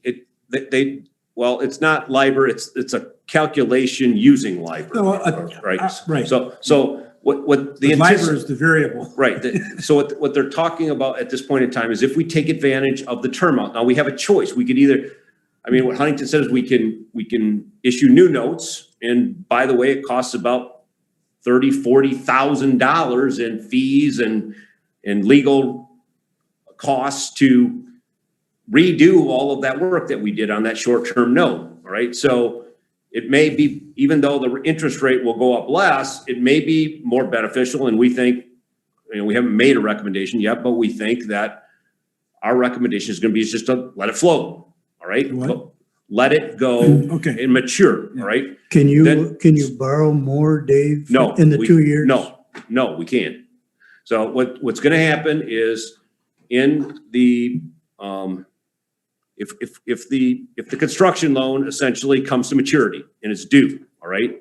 We had planned on issuing debt at that time, taking down the $15 million or so and paying it off with the debt and issuing new debt. That was our plan, all right? Now we've come into a bit of uncertainty, but we need to clarify this uncertainty, all right? We don't have 6 months, we don't have a year, we don't have all of this time to kick the can down the road. We need to make a decision. And this is what I'm saying is you either make a decision to go forward or you make a decision not to go forward. And at some point in time, you got to make the decision. When would you like that decision made? So I think what's going to happen is we're going to first, we put it in the budget. Council's asking the same question, by the way. So we're going to come and say, it's probably in June or July, we're going to come and say, okay, we need to, here's all of the project, all the costs, all the estimates. Here's what it is. We need to decide whether or not we're going to issue this amount of debt or this amount of debt. Because either way, we have to issue debt, all right? This is not like a question of whether we issue no debt or debt, all right? We're going to have to issue rough numbers like $23 million of debt or $45 million in debt. All right? And the 23 is predicated on? Paying off the ban and looking at our 5-year capital plan and looking at how much cash we need absent the $28 million for facilities, we still need to borrow. Yeah. All right. So you would use cash under one condition. we're using about $33 million of cash both ways. Okay. Both ways, right? So that's over 2 years then. Over 5 years. Oh, okay. That's what I'm saying is included in the rate, Yeah, I understand. the rate analysis. So I can show you kind of and maybe it's best to take this offline, but we can say, okay, at some point in time, we have to say, okay, we're going to take down these notes, pay them off, and borrow some additional money. And we're either going to borrow money to build this new facilities or just borrow monies to do something else. All right. Now there's questions about both of those that we have not gotten all the answers to, but we need to make that decision. All right. This is not a decision that we can just say, well, let's wait 5 years to make it. All right. We can't. We're either gonna move forward or not going to move forward. All right. And we have to finance. So we're going to do that. And then what are we going to do with this ban? All right. Because we are not going to bond before July 30th. All right. So the anticipated, at least we had discussions today, and we are going to inform Huntington Bank, and we're talking this through, but it looks like we're going to inform Huntington Bank that we will not be paying the notes and maturity, which they will then automatically calculate 1/4 of the payment amount will be due January 1 of 2021, and then 4 equal payments every 6 months thereafter, right? That's the way that note is, if we don't pay it off entirely at maturity, and then the interest rate changes from 1.65% to about 2.33%. So it's costing us money to push it. Well, the debt, when you reissue debt, is going to be closer to it's going to be probably over 2% as well. All right. This was the 1.65% was a short-term note. And when we bond for the next 20 years, it's going to be on a 20-year rate. All right. So it's going to be more than the 2%. All right. So this amount that you're looking at here is a combination of the 1.65% through July 30th, plus interest on the ban through, maybe November, December, if that's where we finally decide to issue debt. And then the debt on the $45 million, if that's what we decide to do, for the remaining portion of the year. All right, does that make sense? Yeah. So what the budget assumes is that the capital improvement plan is approved. All right. Now, I know that there's controversy associated with that, and I'm not sure, but I need to, we've presented the capital plan consistent with what the majority of the board told us they wanted to do. We either going to approve it or disapprove it. If you disapprove it or take something out of it, then I will adjust the financing plan accordingly. All right. But what needs to happen is our goal is to approve this, then solidify these numbers and go to council and board for an approved financing plan so that we can move this project forward. All right.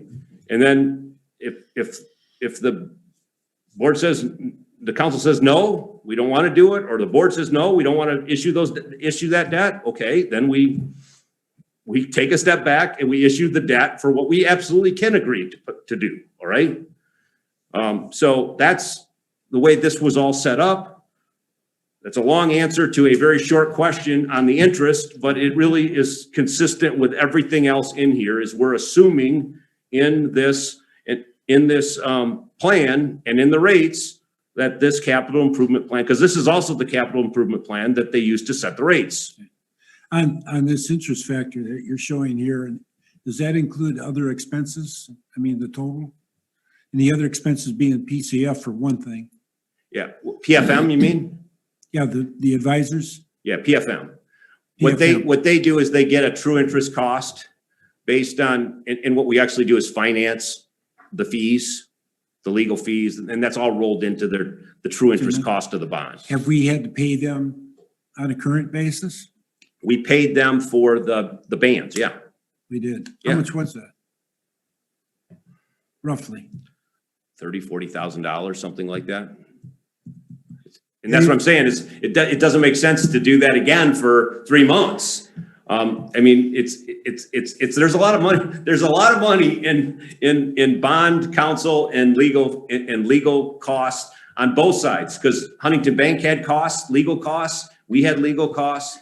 These are these are big Yeah. loans, all right? And you're paying a fee associated with getting the money. Can you Yes, hear me? yes. On the budget sheet, back to the budget sheet. Yep. The non-operating income and expense, is that the anticipated payment for the indebtedness? Is that what that line number is? No, and I think Len talked about this a little bit. Len, are you on? Just to make sure, if I say something wrong here, please correct me. So the non-operating expense includes interest. That's a non-operating expense. Demolition costs are non-operating expense. Remediation costs are non-operating expense, all right? The difference with remediation costs is we also had to estimate when last year or the year before, and we started last year at some amount, or 2 years ago, and then we upped it again. So, but on our balance sheet, we have already expensed and developed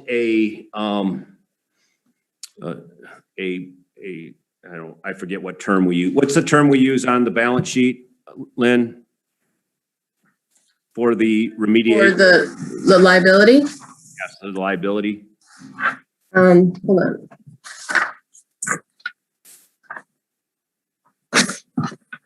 It's called asset retirement obligation and obligation. That's what it's called. And how much is still on the balance sheet in that account? Well, you'll get the financials next week and those will be $2,203. So I did want to clarify something. Okay, Interest expense is all in that non-operating expense. yep. I So said that. the 625.5 that Larry was asking about Oh, okay.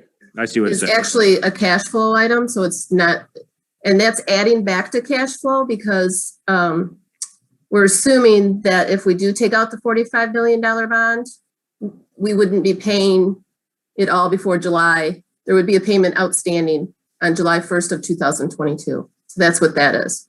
So the expense takes out of cash. We want to put that back into cash because it will still be in our cash on July or June 30th. That makes sense to you, Larry? That the actual, this 25,500 is not interest payment. That interest payment is included in the any interest that we pay is included in the 3.318500 number, non-operating expense. This, and I'll So in have, theory, that 625 would be July 1st, 2022's payment. okay. Is that in this line item? What we would owe, Yes. on the ban? Is that in this non-operating income and expense? Is the ban interest? The interest for the ban and the interest for a bond issuance is in there, yes.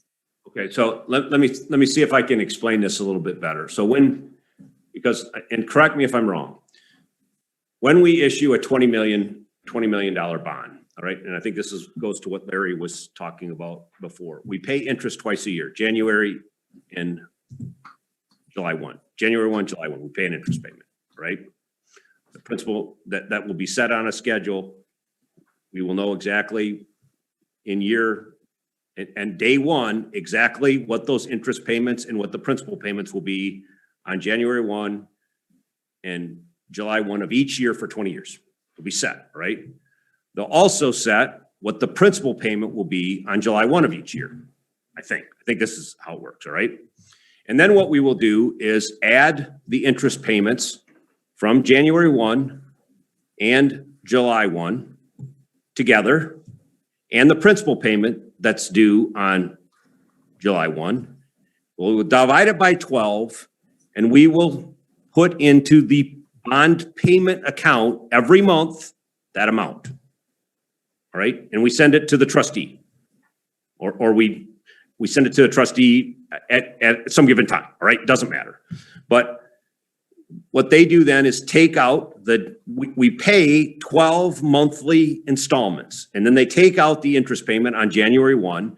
And then on June 30, one day before the amount is to be paid, we have in our accounts on year end, the principal and interest payment due July 1.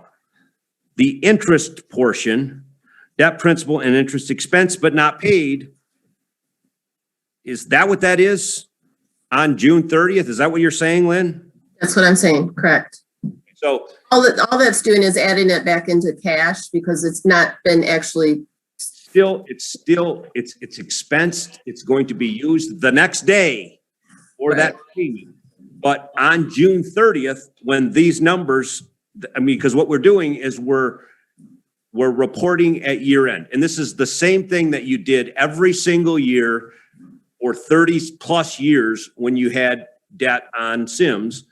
You did the same thing. And on June 30, you reported a big cash amount. And then on July 1, 7 million for you guys, it was $7.5 million went out the next day. All right. So when you actually closed the year end on June 30th, you showed more cash because you hadn't made that next day's payment yet. Now, prudency would suggest is just maybe do it on June 30th and book it accordingly, but that's not how we do it.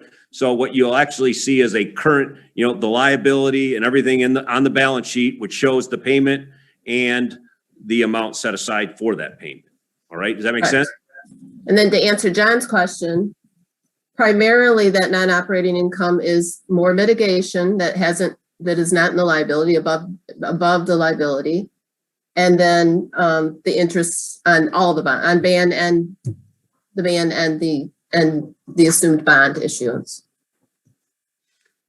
Okay, and if you actually look at next year's expense, you're seeing Harbor Island mitigation at 4.7 million at the bottom of the page.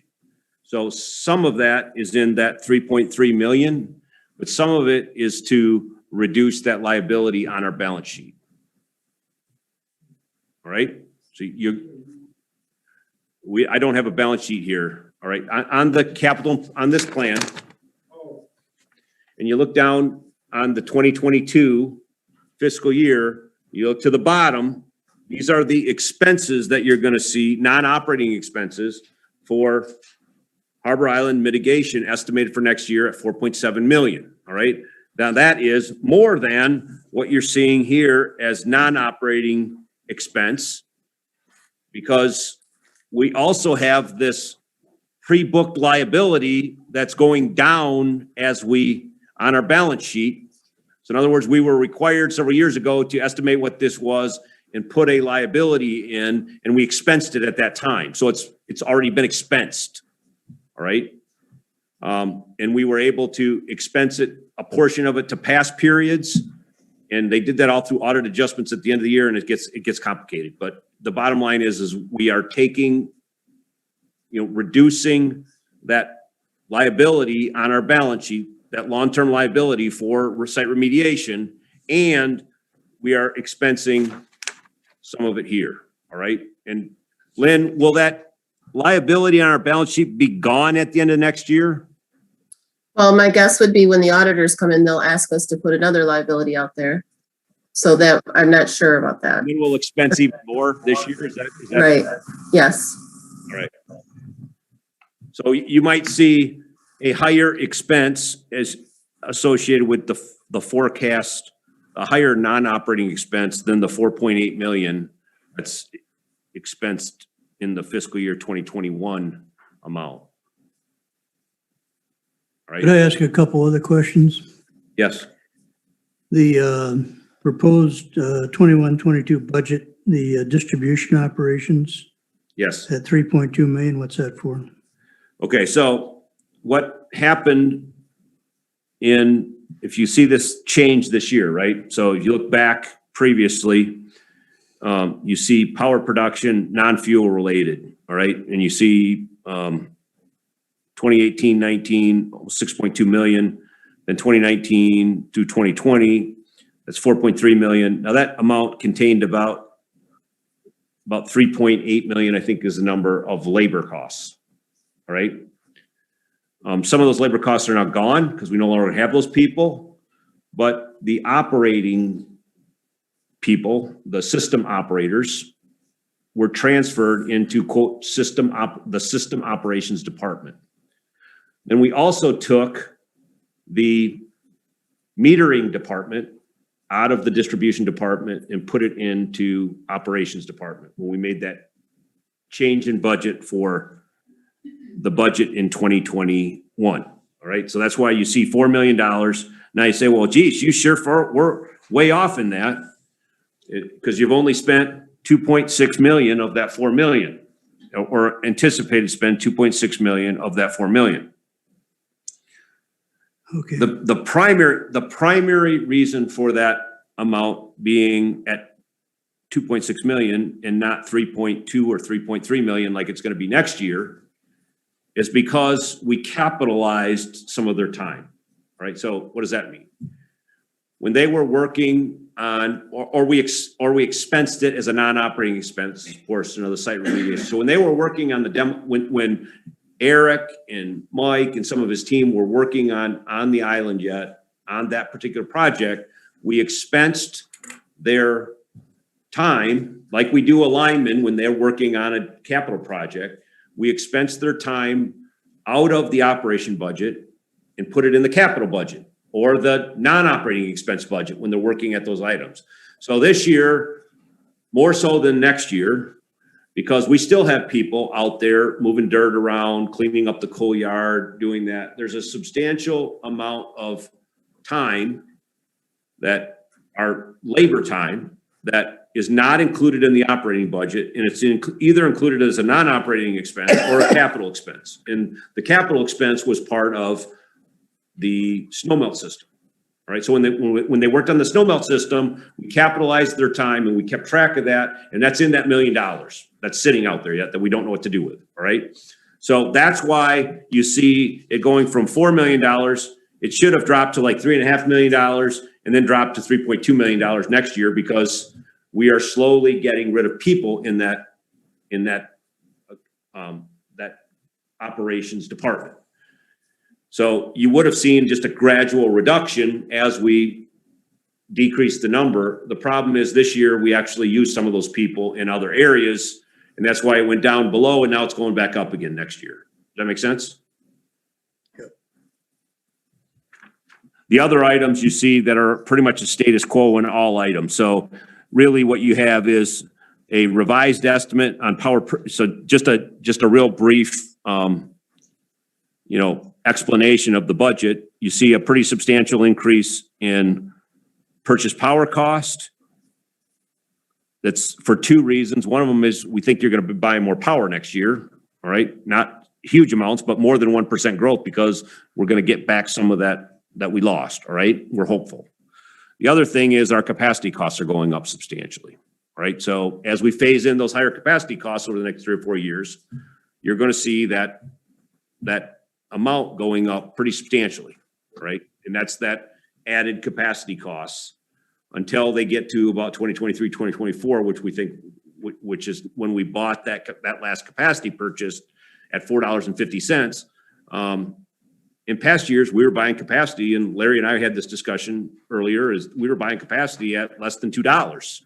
And now when capacity is going up to $4 or $5 on the marketplace, that's where it's hitting right there. And energy costs are going up too, but capacity costs are really driving that. And then you see the operation costs we talked about, the distribution maintenance costs, which are your linemen, that sort of thing, is pretty stable. We are actually reducing, I think, a lineman in the budget here because we had some retirements and we're still flexing that number, but it's obviously no change. And those linemen are getting wage increases. So it's not because the only way, for the most part, that's mainly labor. It's how much labor is being assessed to the operating budget versus the capital budget. And then, there is some other items in there besides labor as well. But you see pretty much a status quo budget in distribution maintenance, just energy optimization. That is going down next year because essentially the program ends on December 31st. So we don't have to continue it after December 31st. And what we're showing is a change. We think we should change the program to do some things, some energy optimization things, but opt out of the state program, the requirement to do certain things. So that's why that line item has changed, and it will be essentially the same through December 31st. And then before December 31st, we're gonna have to come to you with a proposal to spend the rest of the money, the other $130,000. So it's about $200,000 every 6 months. And then the other items are very status quo, and the transfer fund is simply 5% of revenue. So when you change revenues, you automatically change that amount.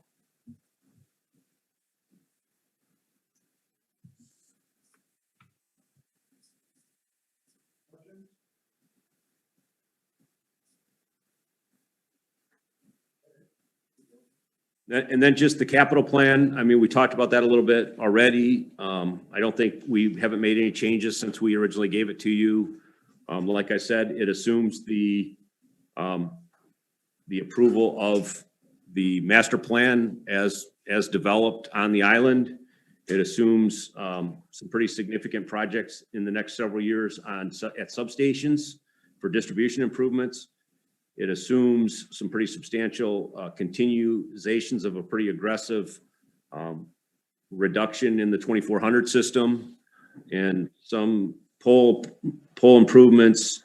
Rob's here to answer other things, but for the most part of a pretty aggressive increase in the distribution system capital plan, as well as the island plan, as well as maintaining kind of a similar expense on the technology in other areas. So in essence, if you look at the comparison to last year to this year, really the primary difference is taking the harbor island environmental mitigation out of the capital plan, sticking it in the expense plan, and then upping it substantially.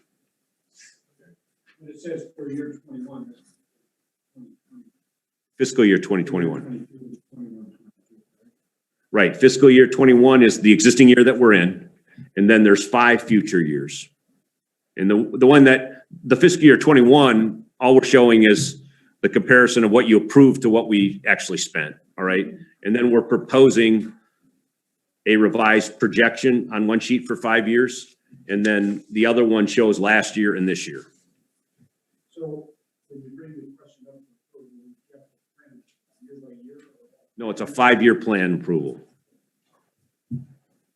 What's the under administration at 35,000 in fiscal year 22?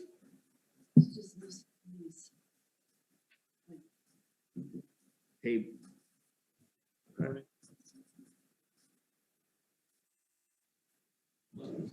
It's just, 2022. it's just miscellaneous items that we would need for capital, like desks or, just minor items, Not people. not people. No. Nope. These are capital items.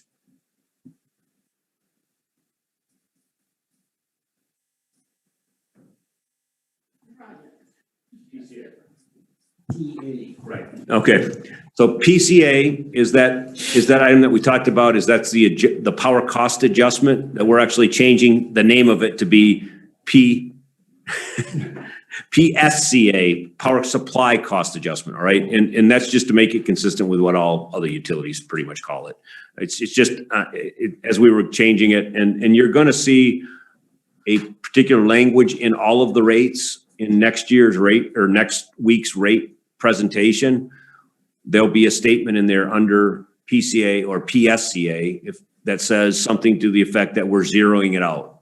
All right. In other words, we're not going to collect it. All right. Well, we actually did it last year, but we didn't update the rate sheet. So what you're going to see on the rate sheets this year is that it was set to 0 last year, and it remains at 0 until it's reestablished by the board. All right. So that does impact, we didn't talk about that a lot on the rate sheet, but that's a pretty substantial concession. And what that means is that, and Larry and I talked about this, is that for the most part, we're assuring our customers that their energy costs are not going to change for 2 years. And if you have the PCA in effect, it will change every single month based on. Right. So what businesses are seeing is they're seeing a fixed, and I don't believe any other utility that I know of fixes their PCA. All right.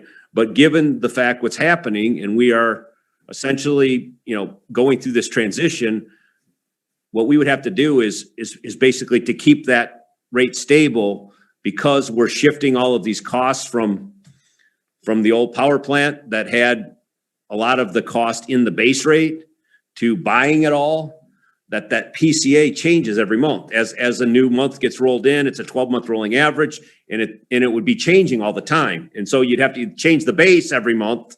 So we just said, you know what? We're going to set the base rates. We're going to keep them constant through this transition. And there is no risk to you anymore.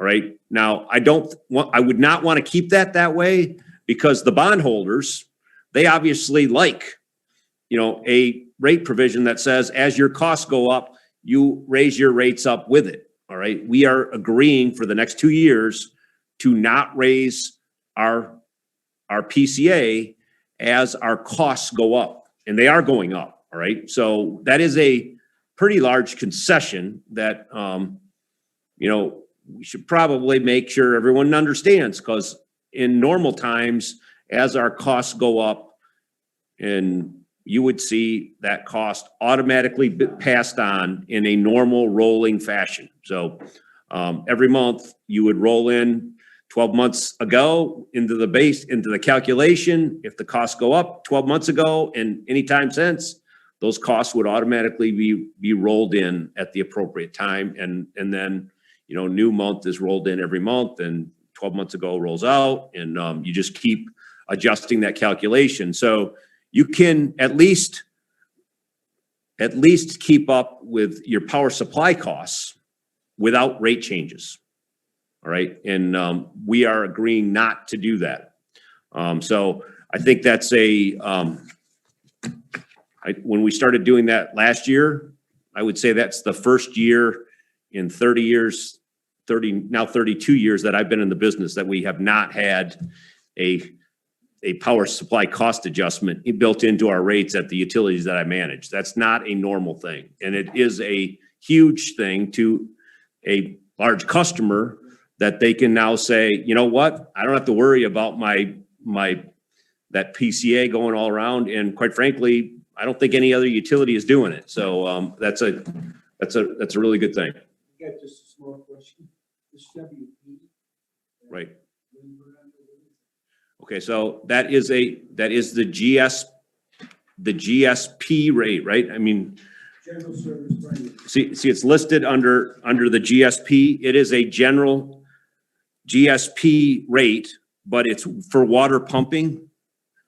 There's one customer, our water system, that actually has a special rate under the GSP category. So they're one of, if you looked at the GSP rate, there's 8 customers. One of them is the water utility, and the 7 of them are primarily marinas and campgrounds, and that's summer usage things. And the reason behind that is water pumping is primarily in the summertime too. All right. So all of these customers are primarily summer peakers that don't use a lot of energy off. So their rate consumption is similar. But what we agreed way back before my time is that the primary, what the water plant is primarily going to do is try to use their energy at night. So we gave them the benefit of the doubt and then we monitor this and make sure we look at their cost of service. But the idea is that the water pumping plant actually has a somewhat different usage pattern than the rest of the customers in this rate class. So they gave them a break. So that's why that one customer is actually broke out from the other 7. I didn't even say substantial. Right. If you look at the actual cost, see, it's almost 2 cents. Yeah, 2 cents a kilowatt hour. Yeah. So it's in the rationale is they say they pay the same They pay the same fixed charge, all right, as the rest of them, but they pay a lower energy charge because the idea is that they're gonna use it off peak. And they're gonna use more of it off peak. So we give them a break in that regard. Now, that, Do they actually do that? Do they? I think they do, yeah. That's the one at the pumping station on the beach, or is that filtration?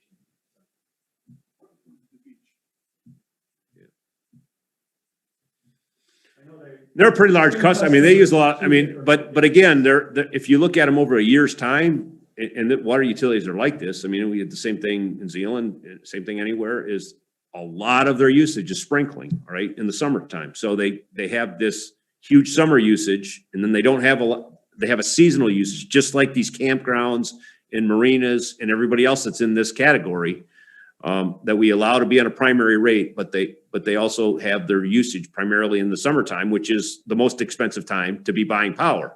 So they have a different rate pattern than other people. And that's why if you look at the GSP rate, it's higher than the large primary rate, which is, almost, it's 11 cents, closer to that water pumping rate. But that's the best rate for that. It's a special, actually, Larry and I were talking about this. Most utilities do not have a general service primary non-demand energy rate. And those customers would get hammered on the GSLP rate, all right, which is where they would otherwise be because they don't have a good load factor, which would put them in that low category, particularly in the non-summer months, all right? So we have developed this rate. And like I said, it's primarily a thing that we have developed for those 8 customers. And I think it actually is close to, well, it is cost of service because we've verified that it's cost of service. So it's not like, it's just typically we wouldn't have that rate out there for them to take advantage of. So they are paying their fair share. They're not being subsidized or anything like that, but but it's just a unique rate to us. Right? Right. Any other business? Sewage plant's not in. No, I think they're on they're a primary customer, right? Yeah, they're a large primary. They're in the GS. So they would be on, and that's where I'm talking about with this particular thing. They would be in the GSLP category in the rate, but then on the top, they would be in the municipal category. Municipal? Right, so they're a municipal customer. Yeah. But like I said, the bottom portion of the sheet that says summary by rate, that has the same information as the summary by classification. The same, if you look at the totals, it's the same number of kilowatt hours, the same dollars.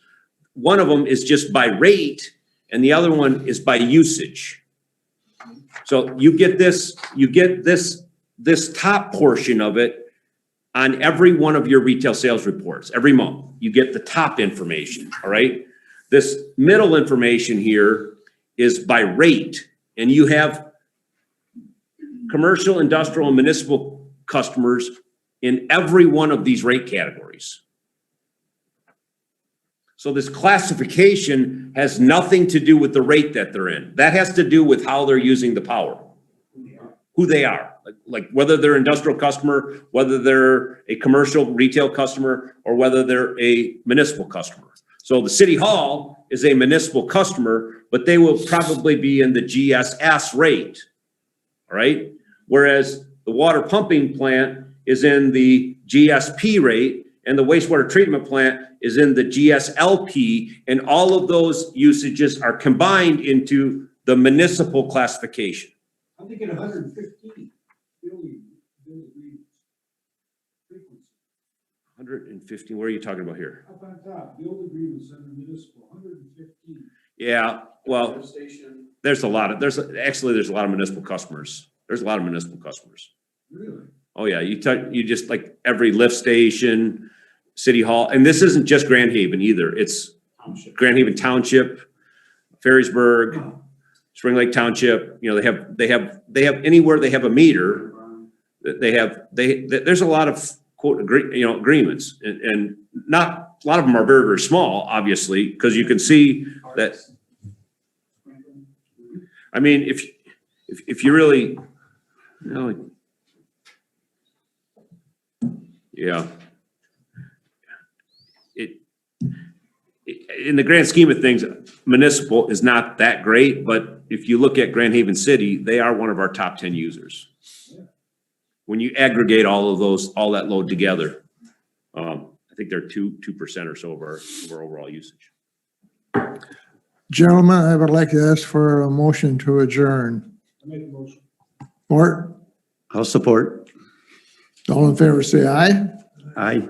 Opposed? We're adjourned. I'm sure Dave will answer questions And if you have, tonight. Thanks.